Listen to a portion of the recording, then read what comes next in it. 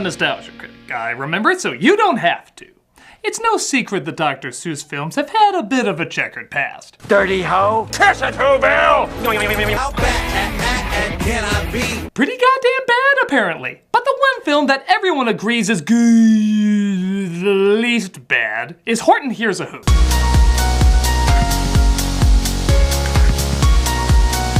Starring Jim Carrey and Steve Carell, because that worked so great before, the film was based on the hit book that led to an underperforming box office. Over time, though, it's gotten a reputation as the closest thing to a good Dr. Seuss movie we ever got. Well, I'm here to ask, is it really? I mean, granted, we all know Seuss needs more anime references, emo kids, and whatever the hell this is. But is it good enough to count as a decent movie, or is it just the least painful?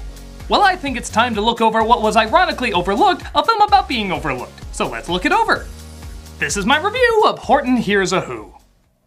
It starts off pretty enough with a colorful and creative environment as Jim Carrey, thank God not covered in makeup to look like the character this time, is teaching a class of ugly about the various animals in the forest. The leaf bug. No, they're on me!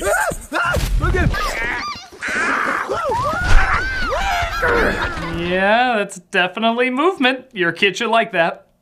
Then a sour kangaroo, played by Carol Burnett, looks over the shenanigans Horton is causing. Why can't I play with the other kids, Mom? The jungle is no place to act like a wild animal. She'll learn to lighten up and he'll be happy. Can we just skip that 1/3 of the movie now? But a tiny speck flies by and Horton hears a sound from it. The animation cleverly goes hand-drawn to show Horton's imagination, mimicking Seuss's original style, but unfortunately the rest of the style seems to like action and references for the sake of there just being action and references. I love the smell of bananas in the morning! I feel the diplomatic process is beginning to break down. It's just like Robin Williams in Aladdin, except he came in halfway through the film so we could get to know the characters, and this hasn't even been 9 minutes yet. Horton catches the speck on a flower, but the kangaroo is not amused! No, really, she sounds like that. Absurd. There aren't people that small. What if there was someone way out there, looking down on our world right now? There is nothing on that speck. As an atheist, it's my job to be offended by that, and then offended by anyone else being offended by anything. But sure enough, there's a whole town of people on that speck, filled with people called the Who's. Steve Carell plays the mayor named... A man named McDodd. Wait, what? McDodd. Wait, what? McDodd. McGod? McDodd. McGod? McDodd. Whatever, you just call him that to rhyme with odd. Was devoted and fair and a little bit odd. Apparently Who's sperm come out of shotgun barrel testicles because the mayor has 96 daughters. And I'm gonna take a wild guess and say his wife would not look that good after so many births. I think this will be a more fitting representation. There is, however, one boy in the group, he's the oldest, named Jojo, who the mayor is prepping to take over as mayor. But he never speaks because, get this. And why didn't he speak? Well, I think that the lad was afraid if he did, he might let down his dad. Clearly you understand why many children also don't speak. You read a child psychology book, Dr. Seuss! Says people! Meanwhile, Horton comes across his friend, Seth Rogen. Yeah, they named this character something else, but listen to him. That's awesome, Horton. That really helps. Even if I said the character's name, all you would hear is Seth Rogen. Watch. Seth Rogen. See? He tells Horton to keep the speck to himself, but Horton's students, I think the whole teacher thing never comes back with Horton, accidentally get him to blurt it out. However, Horton's movements are causing big earthquakes in the Who's world because all of this somehow had no impact. However, this disturbs the mayor, who suggests postponing their big Who celebration. They of course don't listen to him, mirroring the rejection Horton is going through as well, but it seems the Who's just want to ignore the problem and spend their time on Who space. Yeah, you see why topical jokes don't always work, Seuss movies? Horton and the mayor finally hear each other, and they try to explain who/what/who they are. Your whole world fits on a flower in my world. It's pretty amazing. And if you don't want me to go astronaut from Twilight Zone on your ass, you'll... that sounds like fun. Realizing the danger they could be in, the mayor asks Horton to locate them a safer spot to be placed. Horton decides to put them at the top of a mountain, because those are safe as hell. But he decides to do it once again through hand-drawn animation. Oh cool, you mean like in Seuss's original style, like what you did before? Or South Park just made fun of anime at the time, I guess we can too. It is clear that you are no match for my technique. Hey!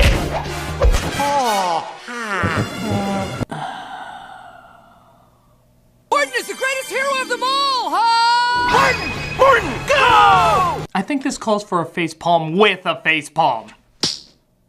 You are fast, Horton, but the kangaroo has monkeys! I will make monkeys of these monkeys. It is their destiny. Huh? Where does an elephant and Dr. Seuss even watch anime? Is there a crunchy rhyme? But Mount New is that way! Ha ha ha! Oh my god, stop! Thank you, please never anything again.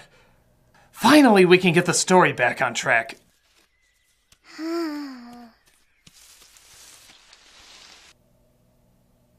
Do you need a break? I need a break. Here's a break.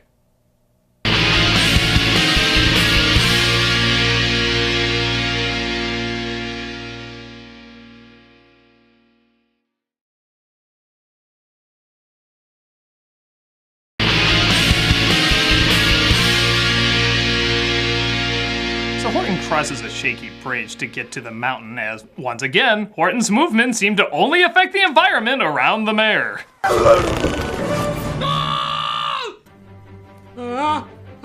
You know Carol Burnett is in this, right? She won't like that we're ripping her off. He makes it across the bridge and seems to be very happy. I feel really good right now. Maybe it's my new sense of purpose. You know, for a new sense of purpose, he sure does seem to do a lot of stuff with no purpose. The kangaroo hates that Horton's imagination is spreading to the children, so she decides to send a giant vulture after him. I will only do this for a prize. This little kangaroo. Quiet, Rudy. Mommy's thinking it over. I'm so glad she's fighting for the children by debating whether or not she wants to sacrifice her own to a vulture. I will take it. No, I'm not done. What the hell was up with that? That seemed bizarrely out of character. She can be mean, but not give up her kid mean. I mean, don't get me wrong, she still says no, but wouldn't it make more sense if she was insulted by that gesture? She seems to just smile and walk away, forcing him to change his tune. In fact, even for his character, it doesn't really fit. He's constantly trying to look scary, but it's revealed he's not as threatening as he appears. In fact, he's kind of a screw-up. So why was this pointless moment of two characters breaking character even in here? It doesn't seem to add anything, it's not very funny, and it doesn't match their personas. I mean, it makes about as much sense as having... Oh, that's right, they just like pointless shit. Isn't that sad, Bill? Mm-hmm. It's very sad. The vulture attacks Horton, resulting in one of my favorite jokes in the movie. I just know he's gonna jump out somewhere. Hello. I can't help it, I like it when the movie critiques its cliches before I do. He manages to fight him off, but the town finally notices that shit is happening, resulting in the politicians high up saying nothing is wrong. You sure this is fiction? The mayor finally tells everybody what's going on, though. A giant elephant in the sky! Don't bother looking, he's invisible. Would it sound better if it was a turtle and was written by Stephen King? They obviously don't believe the mayor, and the flower is taken away before he can prove Horton is really around. Like in the book, it's dropped into a gigantic field of flowers, making it impossible to find. And exactly like the book, he finds it. I never said the book was flawless. The Who's finally here, Horton, which allows him to do his best John F. Kennedy impersonation. And we will put us back on Mount Noor before the end of this decade. There's a JFK in Dr. Seuss too. You know what, if there's a Who Christ, why am I questioning anything? The kangaroo finds out though and tries to rally everybody behind her. This is Horton we're talking about. You all know him. He wouldn't hurt a fly, except for that fly city he sat on. But he didn't do that on purpose. Huh, so in this version, Horton already killed a town of tiny living things. The crowd rushes towards Horton to take the speck away from him, so all the Who's try to scream to be heard. This leads to a musically and visually creative climax, resulting in all the various noises they can make. Sure enough, JoJo just happened to create a device in his off time to make the loudest noise in town. Yeah, sure.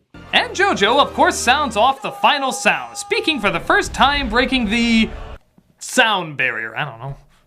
But the animals finally hear it, and the kangaroo's son saves them and brings the flower back to Horton. Yeah, there's punk rock in Dr. Seuss too. I don't care. Horton apparently is nice enough to even forgive the kangaroo.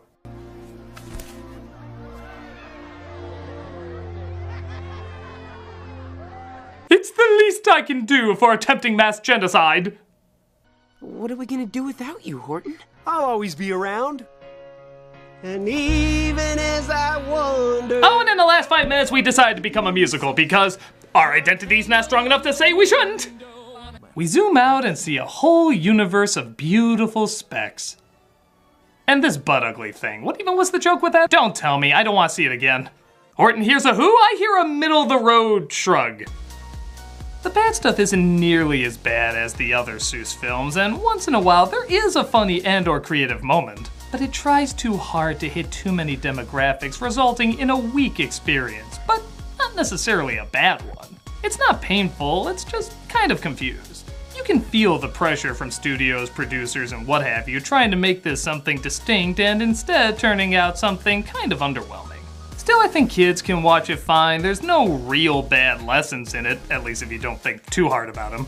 I guess in hindsight, it is the best Dr. Seuss movie ever made, but given his other films, that's not exactly a high bar. It is what it is, a middle-of-the-road flick, and compared to the other Seuss films, I'll gladly take that any day. I'm a nostalgia critic, I remember it, so you don't have to.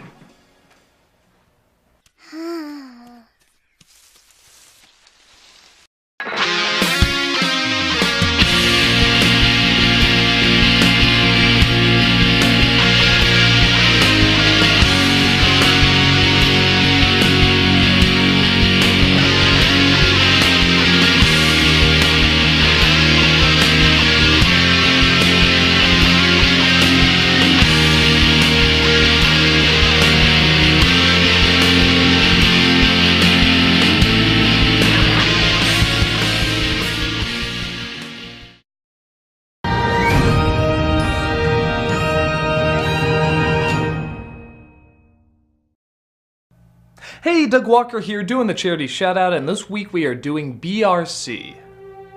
BRC is a leading provider of housing and services to thousands of New York City's neediest individuals. Offering a hand up, not a handout, BRC sees the potential in each individual it serves and provides each the opportunity to find it.